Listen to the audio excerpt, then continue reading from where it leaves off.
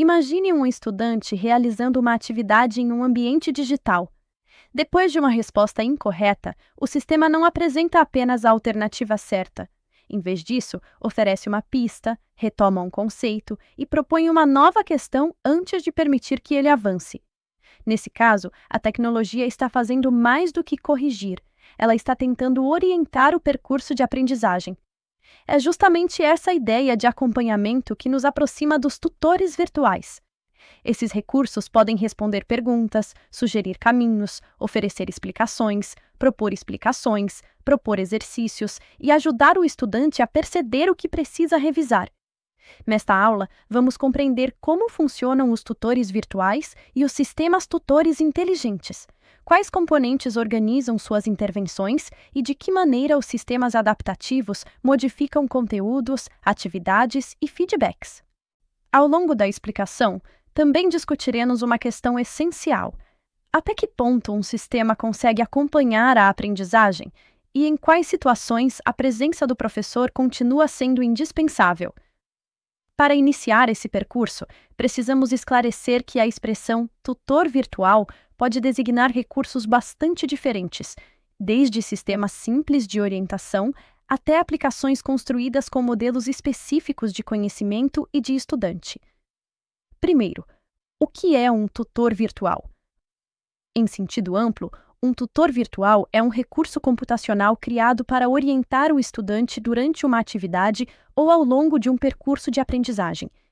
Ele pode apresentar instruções, responder dúvidas frequentes, oferecer pistas, indicar materiais ou sugerir a próxima etapa. Alguns tutores seguem roteiros previamente programados. Se o estudante seleciona determinada resposta, o sistema apresenta uma orientação já definida. Outros utilizam dados e modelos para escolher intervenções diferentes de acordo com o desempenho observado. Por isso, nem todo tutor virtual funciona da mesma forma e nem todo recurso que responde perguntas constitui um sistema tutor inteligente. O termo tutor virtual é mais amplo e pode incluir aplicações com diferentes níveis de complexidade. O aspecto pedagógico também merece atenção. Uma orientação útil não é aquela que simplesmente entrega a resposta, mas aquela que ajuda o estudante a compreender o raciocínio, reconhecer o erro e decidir o que fazer em seguida.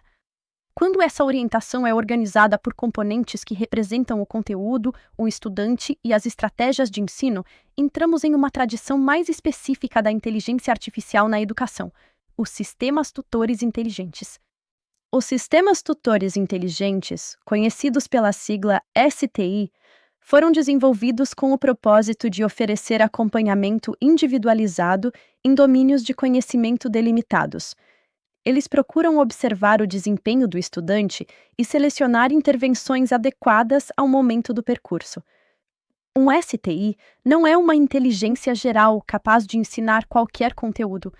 Ele atua em uma área previamente estruturada, como matemática, programação, interpretação de exames ou aprendizagem de línguas.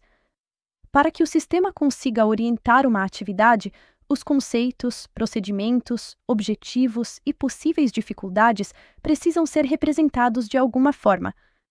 Também é necessário definir quais ações o tutor poderá realizar diante das respostas do estudante.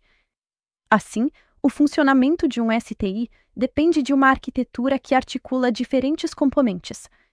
Embora os sistemas reais possam variar, uma divisão clássica considera o modelo de domínio, o modelo do estudante, o componente pedagógico e a interface. Vamos conhecer cada um deles, começando pelo componente que organiza aquilo que o sistema pretende ensinar, o modelo de domínio. O modelo de domínio representa os conhecimentos, conceitos, procedimentos e relações que compõem o conteúdo ensinado. Em um tutor de matemática, por exemplo, ele pode incluir regras, etapas de resolução, pré-requisitos e estratégias possíveis para determinado tipo de problema. O modelo do estudante reúne hipóteses sobre aquilo que o estudante já domina, as dificuldades que demonstra e as estratégias que utiliza. Essa representação é atualizada a partir das evidências produzidas durante as interações. O componente pedagógico decide como o tutor deve intervir.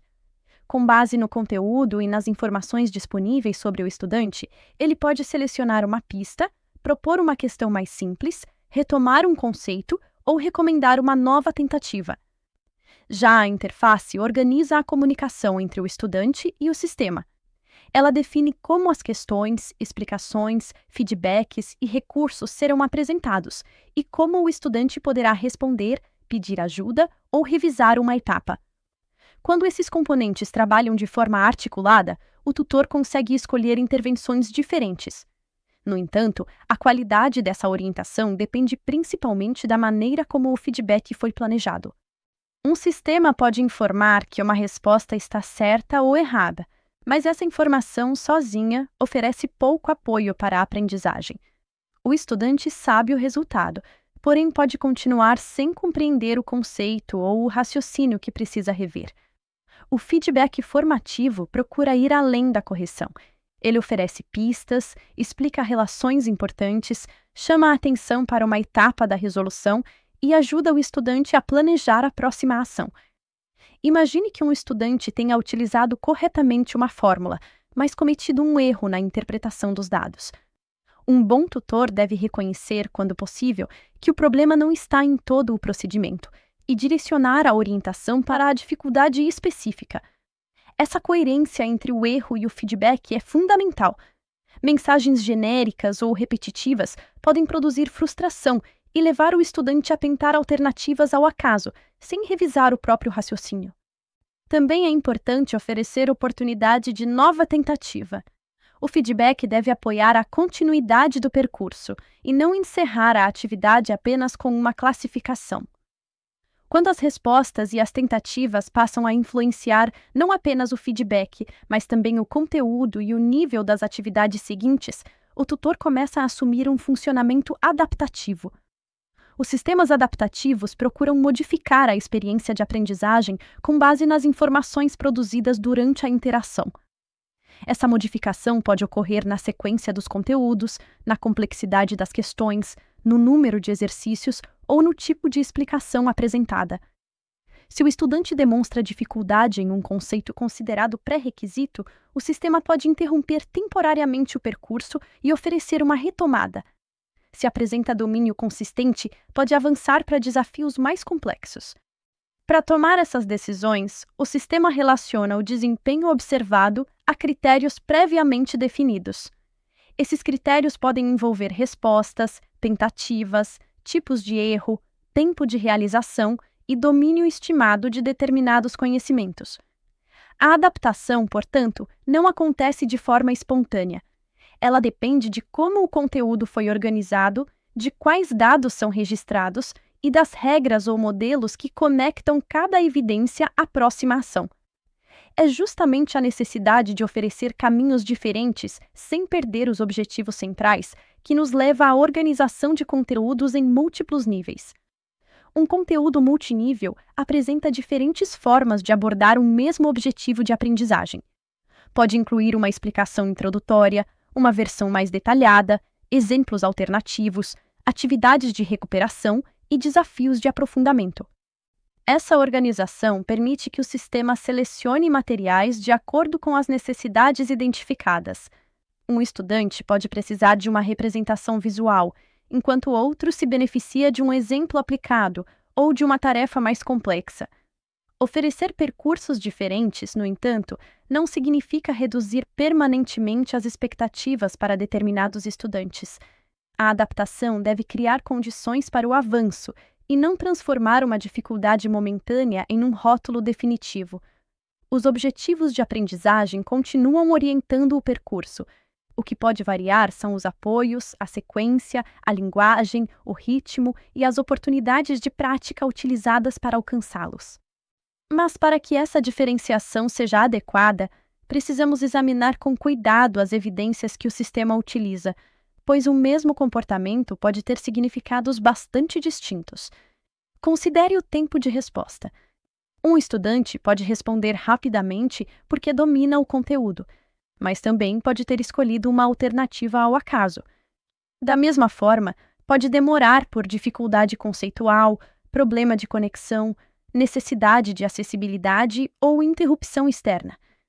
Se o sistema interpreta todos esses comportamentos da mesma maneira, suas recomendações podem ser inadequadas. O dado registrado é real, mas o significado atribuído a ele pode estar equivocado. O mesmo vale para os erros.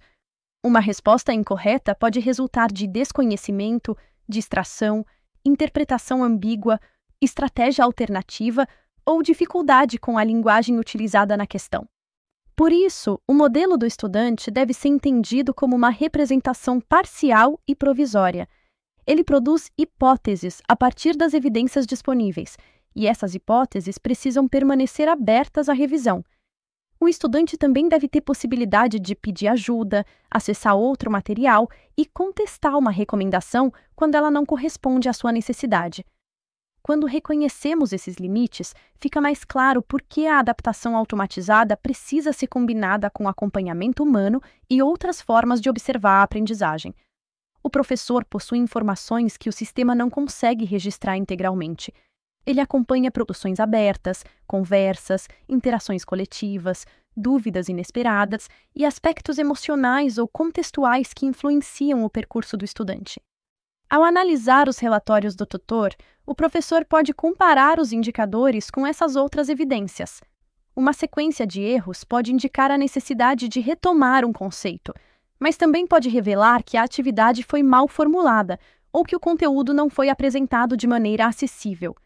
A mediação docente também é necessária para integrar o tutor ao planejamento. O sistema não deve funcionar como uma atividade isolada ou substituir o currículo, mas apoiar objetivos e experiências definidos pedagogicamente.